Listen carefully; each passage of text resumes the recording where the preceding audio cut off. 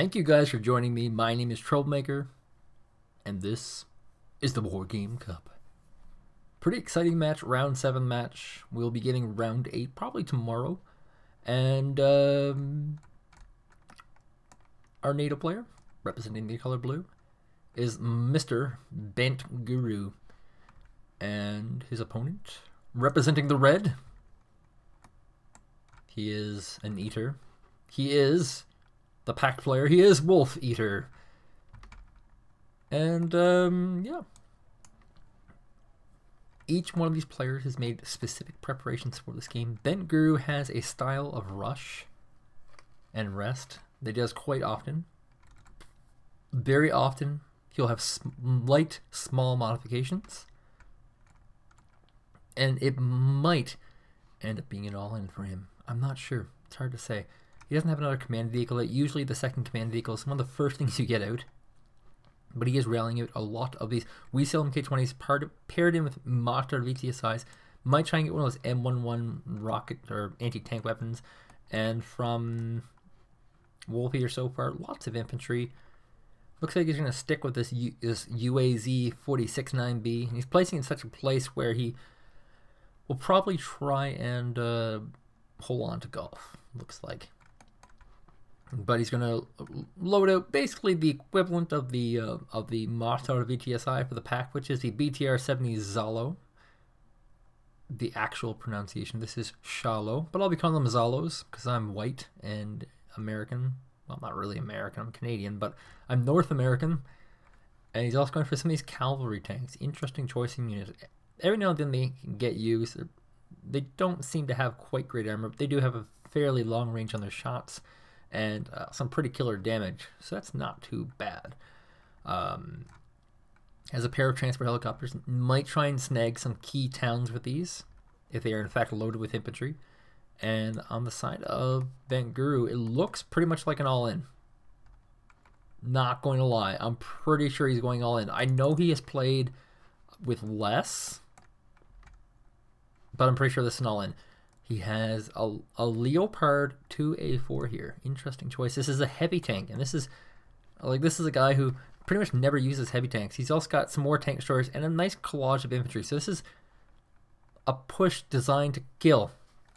Now keep in mind these transports here are bringing units that are kind of designed to do something, and he doesn't really seem to know what's going on yet. He doesn't realize this is a push. And the thing is, with Bentguru, the fact that he has a lot of units doesn't really tell you whether it's a push or not, because the way he has played this tournament has been in such a way that you would never know. And in fact, he's keeping his command armor with the bulk of his army, which is rather interesting. Oh, I see. So he's going to keep it at Delta, and after his push, he's going to move it to a reinforcement point, possibly Foxtrot, to get more units. Interesting tactic. And he's got lots of anti-air units here supporting this, so he doesn't want to get cheesed out. And so here comes the rush of a lot of vehicles. I think this guy's been playing too much of mass macro games, which, by the way, I have a video of that, which will come out pretty much whenever there's a lull of Bentguru playing with roughly 2,000 units at once. It's interesting to see. And looks like he's going to go in for a push. Now keep in mind, the unit choice here by Wolfeater is quite good. They're roughly matches for this. In fact, he has a flamethrower TO-55 ready to go. And as these infantry come in, it should be able to take care of this. But whoa, he snipes out the flamethrower tank, and now he's going to be forced to pull back everything, which he does. He's going to pull everything back. And Bentguru might take the position, but Bentguru actually needs a kill here. He needs to do some pretty significant damage. Now, he is successful in clearing out a lot of units here, and he's getting a fairly significant lead. But keep in mind, the goal here for him is killing. He has to kill. This is not a battle where he can just lose stuff, and he has to kind of get these BMPs. He's got one of them so far. He needs to get the other one. The other one will be a great snag. Marder VTSIs are chasing, and the wee cells are all running out of fuel at this point, and there's no supply truck in sight. There's no rally point. They will be stuck in this field for quite a while. Where they land is where they land, because this is very all-in. Bentguru is now taking finally that significant lead that he needs. He's now 100-ish points ahead, maybe a little bit more. Maybe I'm a liar. There we go, perfect 100-point lead, and the retreat of these units is incredible. Now keep in mind, this isn't the only thing going on. There's spread out forces everywhere. There is a flank here in which Wolfeater is going to try and rush in and do some damage. The command armor is actually going to run away by itself, completely isolated. However, Wolfeater does not have any helicopters really give chase. And looks like we're going to see Bentguru pull back most of his forces. Keep in mind, most of it's running out of fuel right now.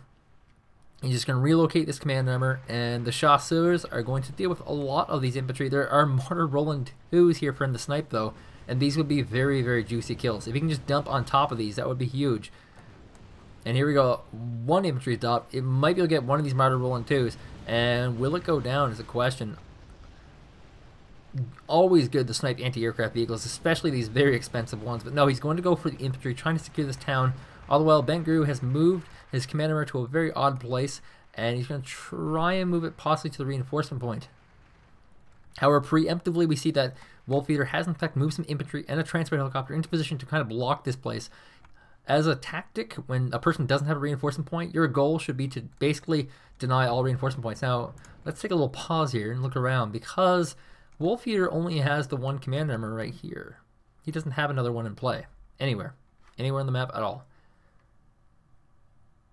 So Bentguru is 200 points ahead in points, and his command armor is going to move to, or try to move to, a 2-point place. But Bentguru is still going to be pretty aggressive with these marder VTSIs, just going to clean up the map a little bit. He does need to get more of these transport vehicles out. He looks like he's going to try and take a hotel. And with the units he has, he really needs to make a play. Oh, here's the other command. We're going to go for the Juliet location. It's actually in a particularly bad spot, because if, or when I should say, Bentguru is able to resupply a lot of this army and make a push, he can actually push across the river, take out this Zalo, and this commander will have nowhere to go. We see a lot of infantry going to be spawned over at the India location, which is unfortunately not really in the path of attack. Ooh, I see. He's not actually going for Juliet. He's going to go for India. Now, all things are making sense to me. And that does make sense. That absolutely makes sense. Wolfeater is no one's fool. So a little bit of an awkward situation for Bentguru, and maybe a weakness on Wolfeater's part. If you're in the scenario where you have a reinforcement point, your enemy does not, your first thought should be to isolate reinforcement points. So have units sitting here in this woods area to try and wipe out this reinforcement path. Units here to wipe out this reinforcement path. Maybe even a unit or two here, just to kind of cover your bases. But having said that, the points losses for Wolfeater in that were so heavy, he's honestly probably just thinking, how can I get back in this game? And so now we're going to see a slight income advantage here for Wolfeater, as we're going to get into this mid-game. Bentguru, as a strategy, generally likes to try and refuel his vehicles, but right now he doesn't really have a reinforcement point. So it looks like he's just going to bank up some cash from Hotel, and then potentially move the commander over here to Foxtrot and get some more vehicles out, and then make a go for it. All the while, it looks like Wolfeater is going to get a lot of units out, and he's actually positioning himself in a very smart way. And now I'm looking at this better, because India has a road that will feed into Foxtrot. In fact, Bentguru is going to go right now. He sees the command armor has gone down, and this is what's kind of made him make the decision. Wolfeater does in fact see the mutt, going to go for it, and Bentguru actually spots the 4 anti-tank teams in the woods, which are moving up to try and take care of the mutt. Now, will he get it? He's basically got to get on the first rocket, and he doesn't. The AMLs are now in range. There you go, he got it barely in time, and Bentguru is going to rush across the bridge. And he's playing very careful with these Scots, because he doesn't really know what's in them. If he moves too close, he can get killed by the infantry. And for whatever reason, it's not letting me see the infantry, even though I'm in nitro mode. First motor Streltsy goes down, the remainder will go down, and in fact, the command armor for Wolfeater is going to get pulled back as this big giant force comes. Now keep in mind, this is a giant force from Bentguru. There is not a ton of units on the map here to defend. He's very, very wide open. This is often regarded as one of the larger weaknesses of his style, is that once he pushes, everything else is pretty exposed. A leopard or a leopard, 2A4 in the back, picking off whatever it can. Doesn't want to risk that unit too much though. All the while the chasseurs are basically all deployed in the middle, not by choice of course. And AML Lynx 90 gonna try and move up. If he can get these infantry in front, he can do a lot of damage. However, looks like the losses so far have been so severe that he can't continue off his attack. Marder rolling 2, going to continue moving forward. Trying to pick up the transport helicopter. The good old-fashioned, I'm going to right-click you approach. And, yeah, it looks like Wolfeater is feeling confident enough with this defense that he's going to actually move his command armor back and trying to reclaim this base. And this is very much a botched push by Bentguru. In previous rounds, we haven't seen this just because Bentguru hasn't been facing this quality of players. Wolfeater is definitely a guy who's improving himself very, very well. Poor little chasseurs, and he's just gonna be able to pick off all these chasseurs, build some extra points. He does need to make a pretty major comeback. And in fact, Bentguru rallied a command armor with this command armor, and now he'll have a points lead once again. He's up to 5 points. That attack ended up not being particularly wise because he lost so many units there. And not only units, but valuable units, ones that he'll need. And now actually Wolfeater's in a fairly good position to make an attack on this Foxtrot location. Does he know? That's another question. As well, you know, Wolfeater does have a presence here at Hotel. He does have some infantry. And so for now, Bentguru is in absolutely no position to make a move forward. In fact, he still has a lot of vehicles that need supplies, which is a little bit on the sad side, especially for this guy. He's basically used to 2-0ing people pretty fast. So it looks like Bentguru is going to go for some recon helicopter, and which is actually kind of odd because usually by this point in the game, people are not willing to invest about 80 points into a recon. Speaking of which, some VPs are getting caught off guard here. A mutt is spotting for the marder VT side, but they are successful in escaping and moving into a new position. I like to think of these spec ops as kind of like sleeper agents. They kind of just sit around for the entire match, and then when the moment is right, he'll be able to move in here. Artillery flushing out the Sultan. He really needs to get some supplies here because if the Sultan dies to random artillery fire, that could be trouble. Bentguru has gone for the AUF-1, the OFI, and in fact we have another commander for Wolfeater. He's not going to try.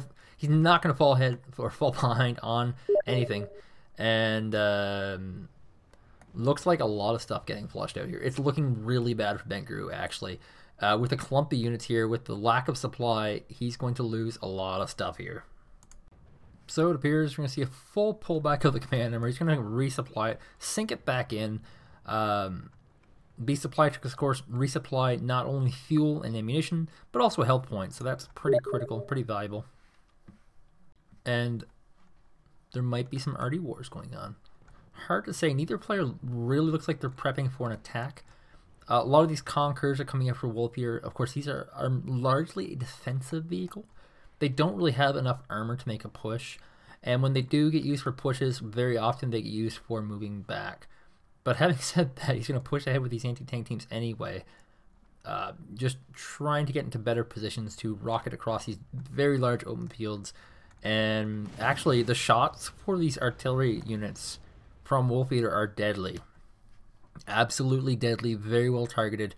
He's 130 points behind, but realistically, he won't fall that much further behind. Speaking of which, the rockets are now firing off as the tank destroyers are trying to pick off these Conquerors. Completely out of ammunition. Very cost-effective Conquerors so far. Anytime you see an empty Conqueror, you should be smiling. And actually, this artillery fire is getting to be too good.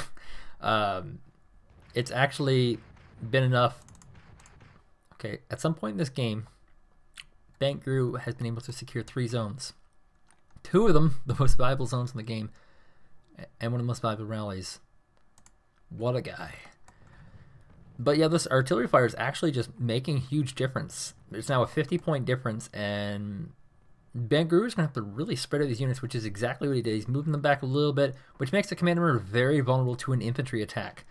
However, seeing how the game's sizing up, he's not really that concerned. He does have a Leopard 2A4 here, and moved a single BTR-60 pie up just to kind of spot what's available, what he has to worry about, and he sees all the positions, and he's going to fire on these woods. He's just hitting all perfect locations. Keep in mind, Bentguru is firing, but Wolfeater has taken a very significant lead just from the artillery fire, and now it's 4 Malkas versus 2 Ofis. And unfortunately, actually it's 3 Ofis now, and the artillery wars continue. Bentguru going to rush ahead 20 chasseurs with artillery fire support, and the chasseurs will be able to take it quite a bit, actually. All the while, a Leopard and 2 VABs going to push all this anti-tank weaponry out, and more helicopters come in. But whoa, what do we have going over here? T-62 moving in against a Weasel MK-20. This will be the trade of a century. T-60, too many numbers and letters. T-62, of course, do very well against support vehicles. That's it. And look at this. A modal stealthily rallied in. Bentguru did not see that. Threw one of the most expensive Leopards in the game at him. And now, things are heating up. Bentguru is on the verge of losing. He has a few units rushing forward, however.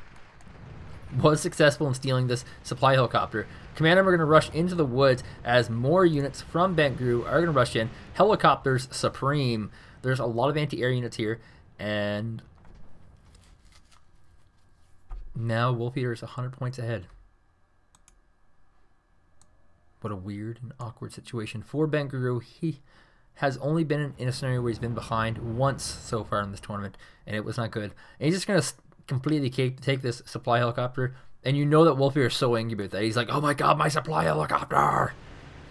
Brings a single group of marder VTSIs here, and actually, suddenly things are changing very quickly. Bentguru has been successful in a very short time doing a lot of things at once here.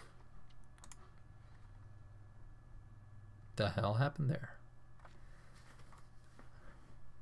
Okay, we're going to watch that. We're going to rewatch that. This one's getting rewatched. Because the last time this happened to me, we didn't get to rewatch that. So we're going to just very quickly rewatch that little tide of events, and we're going to do appropriate pauses. Okay, 7 minutes. This is basically where stuff goes down. So marder VTSIs were rallied into this location to deal with the anti-aircraft vehicle here, as well as this T-62 tank. And the Weasel MK-20s also rallied in. 2 VABs rush forward. But how does this all die? That's the interesting part. That's what we're looking for right now. And so marder VTSI looks like it's going to get defeated by a collage of units here. And the destruction of this marder VTSI signals a point in the game in which there's such an amazing lead here for Wolfeater. In fact, the VPZ looks like it's going to assassinate the Ophies, and he's pulling them all away. Completely scared of his mind. There's really nothing to deal with this VPZ either. But there has to be some triggering event, something that happens in which all the command armors for Wolfeater just die at once. And in such a quick manner that's barely noticeable by the human eye. And he's going to go with aha. Aha. Ha, ha, ha. A giant collection of heavy hogs. Now this is the last minute hurrah strategy. Note the numbers 2, 4, 6, 8, 10. And he's bringing in marder VTSIs, some Roland, some Mutt, some Chasseurs in as support vehicles. All to support his helicopters. He's got 11 helicopters here. There are 2 heavy hogs just sitting back, and so here he comes for the rush, and there's not actually that much anti-air here. He's got the Przik Igla here, but that's really not enough to deal with something this big, and so Bentguru just goes in. He's actually losing quite a bit to infantry. Very clear he hasn't practiced helicopter all-inning himself, and here he goes, 1 command armor down. Keep in mind, Wolfeater is still in the lead at this point because of just the fact that he's been killing so much stuff effectively, especially these heavy hogs, quite expensive. And the Apache going to chase down whatever it can. There's 4 Mulkas here. Now, this is what we were focusing on before, this seemingly failed attack, which was successful in grabbing a supply vehicle. However, all these heavy hogs were actually quite effective at killing command armors, apparently. And there's 5 Mulkas here. 1 of them is dead. There were 6 originally. Transfer helicopter again rallying in. Tunguska is here. And what the hell is this? An OT-8100. I've never even seen this vehicle. Interesting. And just pounding on these Mulkas because they're a high value target. There is a Tunguska here, and Bentguru pulls away from it after losing pretty much all of his heavy hogs. So now we know why this doesn't exist. We know that. What we don't know is how the command armor dies. And this is the other key. It dies very, very quickly. So it could be artillery fire.